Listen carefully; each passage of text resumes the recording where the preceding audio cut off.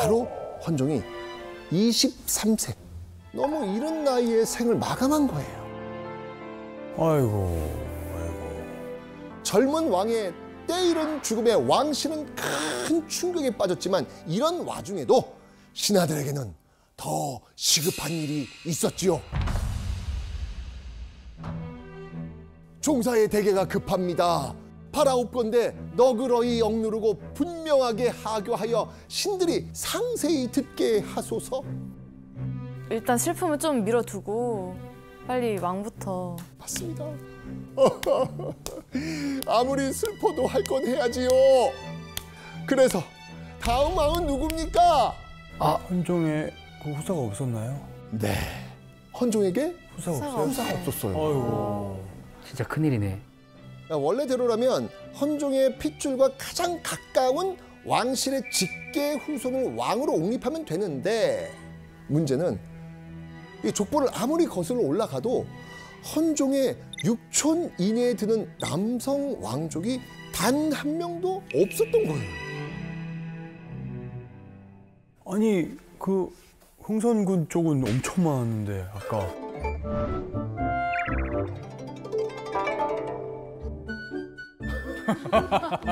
정말 이렇게 가문 거야 완전히 그냥. 그래서 신하들이 순원 왕후에게 울지만 말고 어서 후계자를 정하십시오 라고 좀 재촉을 하고 있는 거예요. 근데 왜 왕의 후계자를 순원 왕후가 정하죠? 왜냐하면 네. 왕이 후사 없이 죽을 경우 왕이 계승자를 지목하는 권한은요 왕실의 최고 어른에게 주어집니다.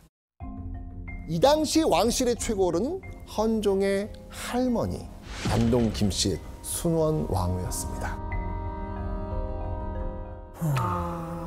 그게 왕후였구나. 순원 왕후였구나. 네, 이제 직계 왕족이 아니어도 좋으니까 어떻게든 적합한 왕족을 찾아내야 했던 겁니다. 왕위 계승 후보는 원래 이 초특급 기밀 사안이라서 공개되지 않아요. 하지만 전주희 씨 그 왕가의 족보를 뒤지면 뭐 대략 후보를 짐작할 수는 있지 않습니까? 네. 가장 유력했던 왕위 계승 후보자들을 지금부터 소개하겠습니다.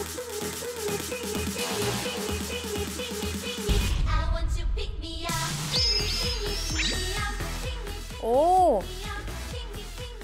이하응? 이하응이 있어. 이하응. 아니. 자, 익숙한 이름 지금 보이시죠? 네. 기호 1번 흥선군 이하응. 흥선군은요 종친부를 이끄는 리더 격이었으니까 명망은 따질 것도 없고요. 총명한 인재여서 별다른 교육 없이도 곧장 왕위에 앉을 수 있다는 장점이 있습니다. 단점이 뭘까요? 너무 멀어요. 너무 멀어. 헌종과 실제로는 14초. 야 14초는 진짜. 뭐? 진짜 남이다. 자, 다음은 기호 2번 이하전. 헌종의 조카뻘 종친으로 상당히 영특하다는 평가를 받고 있었는데 나이가 몇 살? 8살. 너무 어려요. 그죠?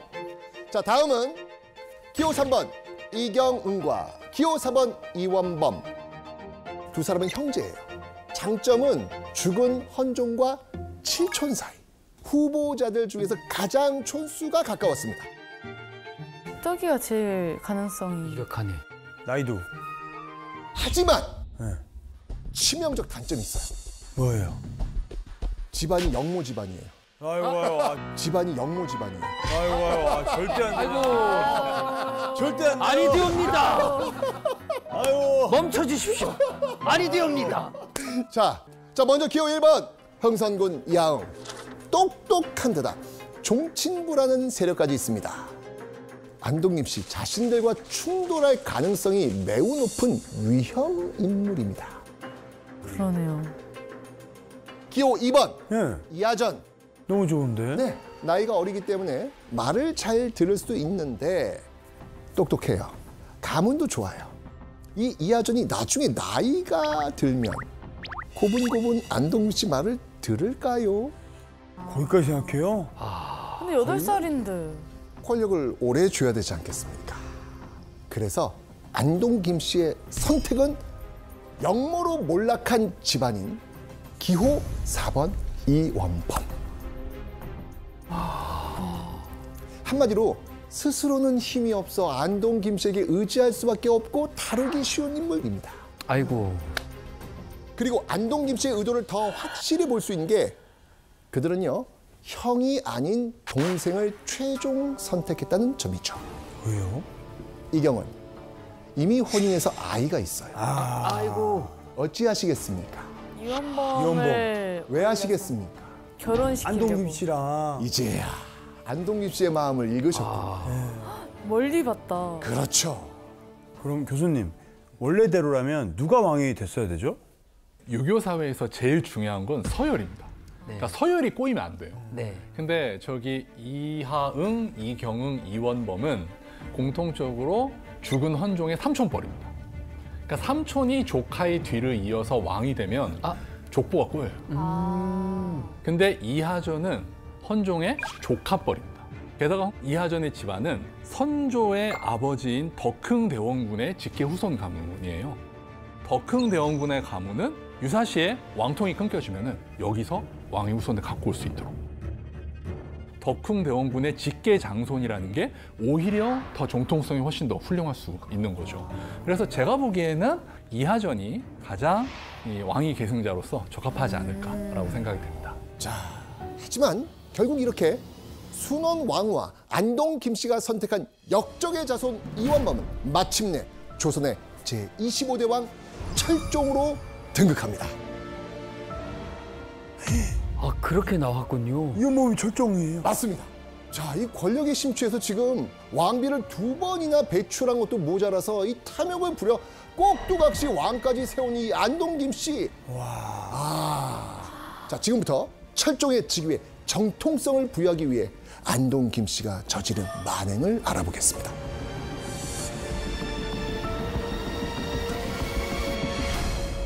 사실 철종의 직위에는요, 영모죄만큼 심각하고 치명적인 문제가 있었습니다. 또 있어요? 네, 철종이 헌종의 삼촌뻘이라고 했잖아요. 네. 네. 그죠?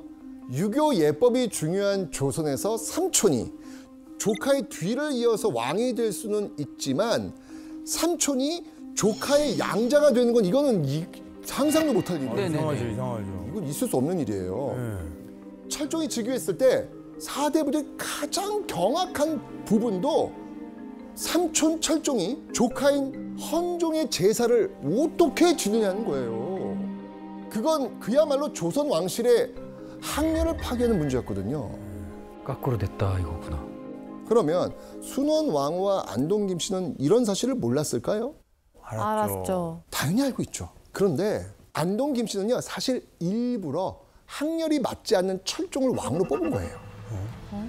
그래야 헌종의 아들이 아닌 순원 왕후, 자기 아들로 입적시킬 수 있었기 때문입니다.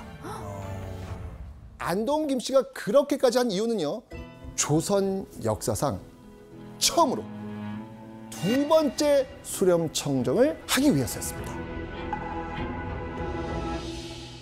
수렴청정은 보통 왕의 할머니가 하거나 왕의 할머니가 돌아가셨으면 왕의 어머니가 하게 됩니다. 네. 자, 헌종의 가계도를 보면서 설명을 드리겠습니다. 저 표 헌종 밑에 이하전이 있다고 생각해 보세요. 헌종의 부인이 이하전의 양어머니가 되겠죠. 네. 그 위에 효명세자의 부인도 이하전의 새 양할머니가 될 겁니다. 그러면 효명세자의 부인이 수렴청정을 하게 되는 거죠. 근데 효명세자의 부인은 안동 김 씨가 아니었습니다. 그러니까 안동 김 씨가 이걸 받아들이지 못한 거죠. 자, 그런데 철종은 헌종의 삼촌뻘이에요. 자연스럽게 순원 왕후와 순조의 아들로 입양을 할 수가 있습니다. 그러면 철종이 왕이 되면은 수렴청정을 누가 하게 된다? 순원 왕후. 순원 왕후가 하게 되죠. 수렴청정이 그렇게 재밌나 봐요. 끊어내질 못하네요. 맞습니다. 특히 안동 김 씨라는 강력한 뒷배가 없었다면 철종은 이거는 절대 즉위가 불가능한 왕이었거든요. 철종의 집안은요, 그가 태어나기도 전에 큰아버지가 영모에 휘말려서 몰락합니다. 게다가 할머니와 큰어머니는요, 아이고, 천주교 세례를 받은 신자였어요. 신유박해, 즉 천주교인들을 대규모로 박해한 사건에서 이들은 사형당한 죄인이었습니다. 어머. 그게 끝이 아니에요. 철종의 큰형이 한 번 더 역모에 연루되면서 철종과 가족들은 모두 강화도로 유배를 가게 됩니다.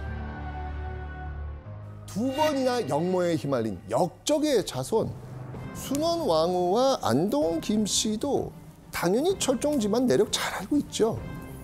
그래서 역모에 휘말린 철종의 가족들을 전부 왕족으로 복권하고요. 그야말로 신분을 탈탈탈 세탁해 준 거예요.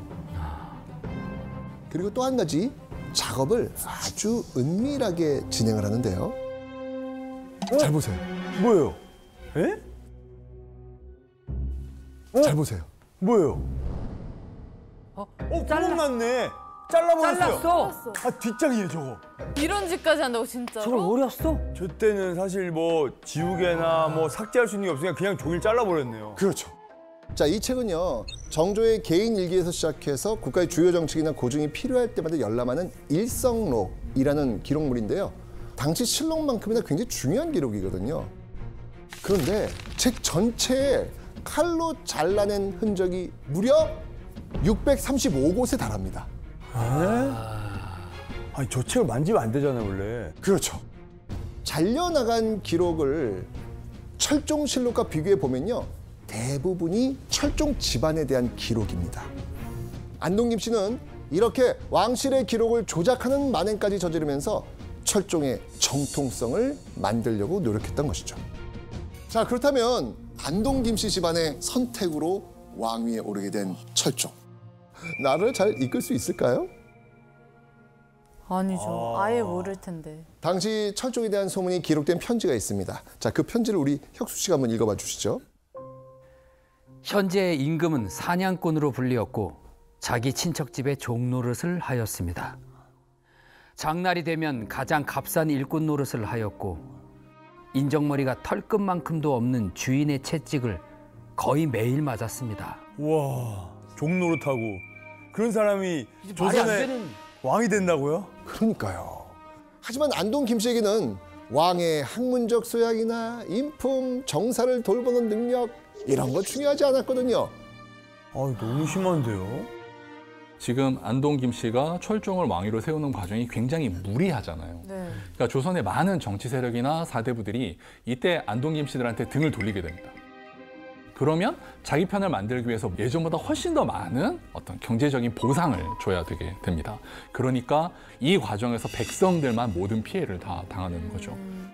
그 결과 철종 말년에는 1862년 한 해에만 70건이 넘는 농민 봉기가 발생하기도 했습니다. 아이고. 왕까지 세우며 하늘을 뚫을 기세로 치달은 안동 김씨의 권력. 그들은 이제 정말 거칠 것이 없었습니다. 그리고 당연한 것처럼 철종의 왕비마저 안동 김씨 출신의 철인왕으로 세웁니다. 조선 왕조 역사상 최초로 한 가문에서 연달아 3명의 왕비가 배출된 순간입니다. 얼마나 권력이 셌던 거야. 얼마나 대단했던 거예요. 그러니까요. 전주희 씨가 세운 나라 조선에서 말 그대로 왕을 지배한 안동 김씨. 그래도 한나라의 임금인데 아래 것들한테 망신스럽구나. 그리고 이 모든 상황을 지켜보며 분노한 흥선군. 이게 어찌 왕실이라 할 수 있단 말인가? 흥선군의 가슴속에는 뜨거운 불씨가 피어오르고 있었죠. 바로 권력의 정점에 선 안동 김씨를 끌어내리겠다는 야심이었습니다.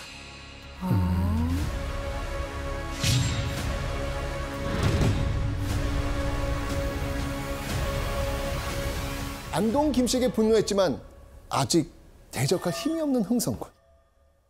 그런 흥선군이 움직이기 시작한 곳은 어디였을까요?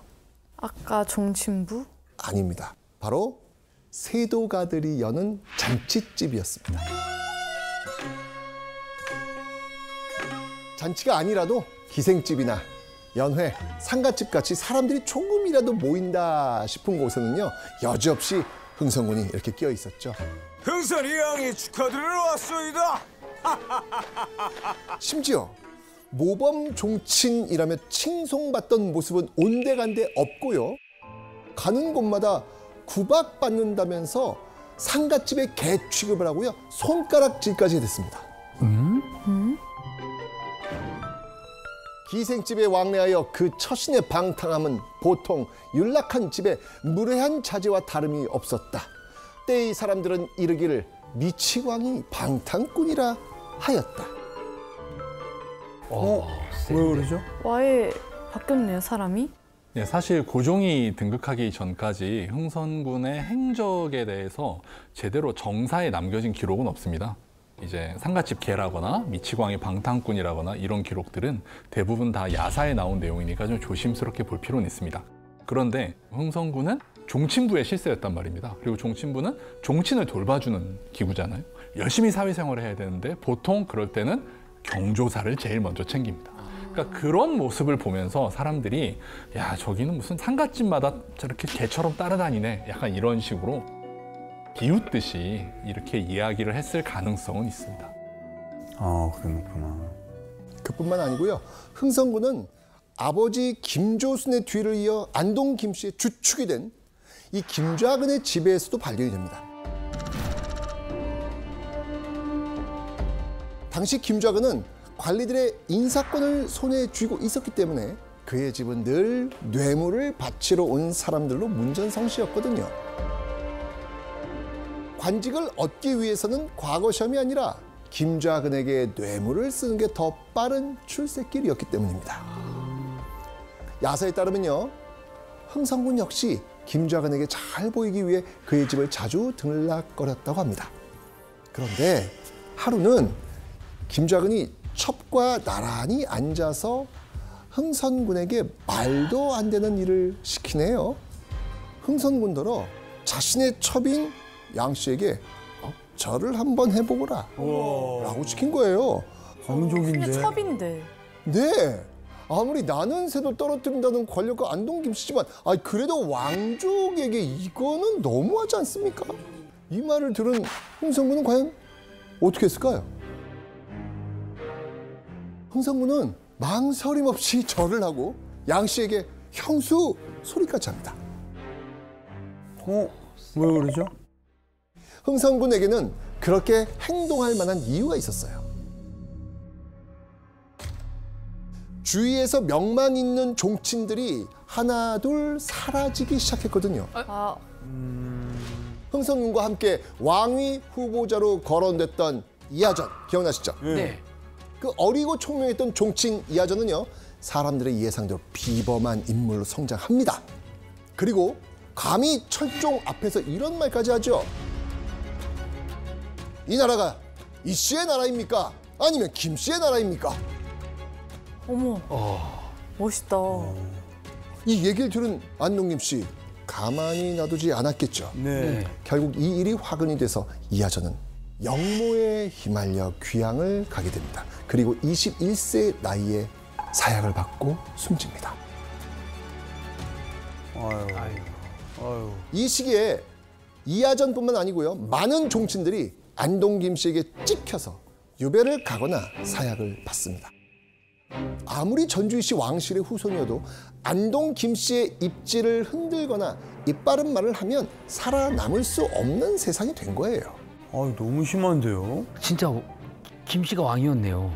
흥선군의 이런 기행은 사실 안동 김씨가 장악한 조선에서 살아남기 위한 흥선군의 철저한 전략이었습니다.